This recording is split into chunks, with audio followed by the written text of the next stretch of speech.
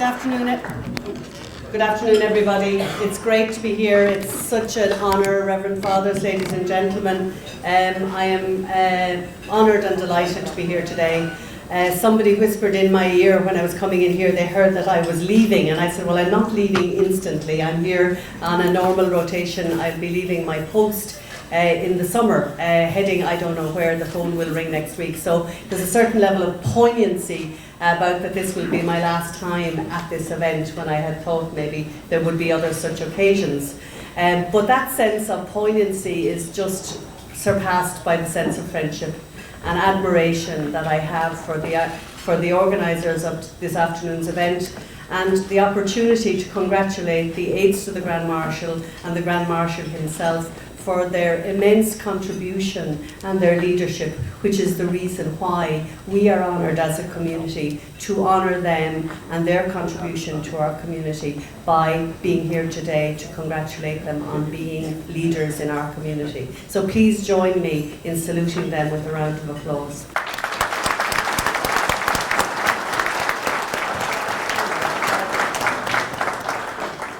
I think it's entirely fitting that once every year we are blessed in our society, in our nation, to have an opportunity to reflect on who we are and to think of where we're headed to.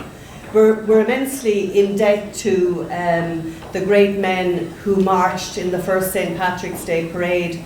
We're immensely indebted to General George Washington for being the man to institute St. Patrick's Day as a holiday when he very, very wisely, recognising the contribution which Irish men were making to the cause of American freedom, chose to give them the day off on the 17th of March 246 years ago. And he said, as he did so, that it was fitting to do that they should have the day off given their contribution to the Revolutionary War, but it was also fitting that on this day, he said, which was the first national holiday in the United States, if you think of it, that we would remember the great St. Patrick and the great contribution of Irish men and love Irish men feel for their motherland, Ireland. And I think it's important we remember that. And we're lucky to have an occasion every year to remember who we are, and also, as George Washington wished it in his orders to the troops, that we remember the connection with Ireland.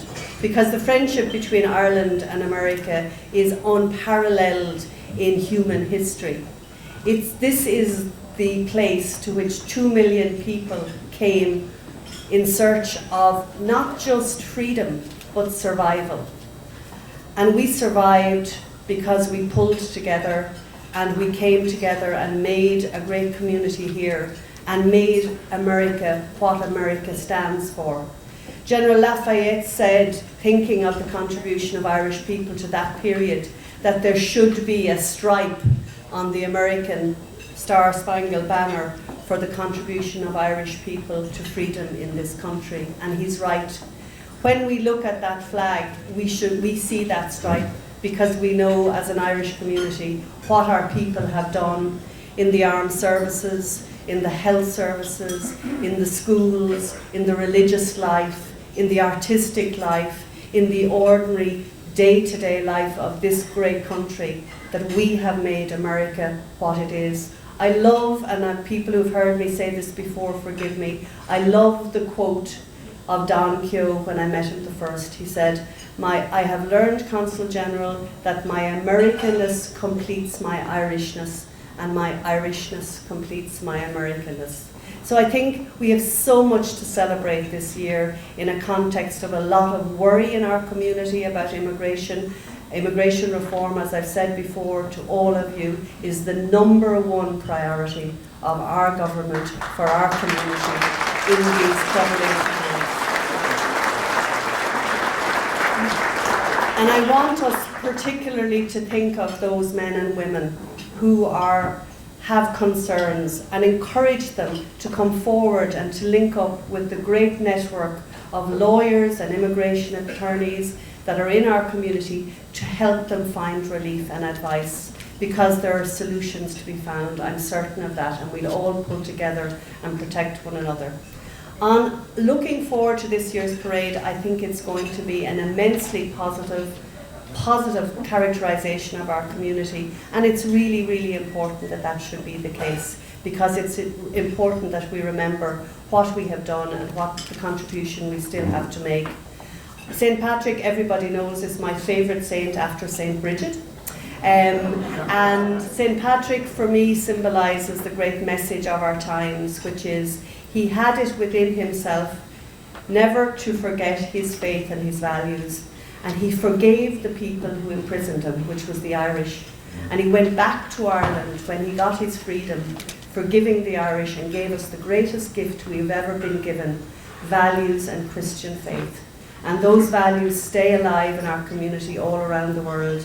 So this is a wonderful, wonderful year for us to remember who we are, to love this country even more, and to hope even more in a great future. Congratulations to the Grand Marshals, congratulations to the Parade Committee. Onwards, ladies and gentlemen, thank you.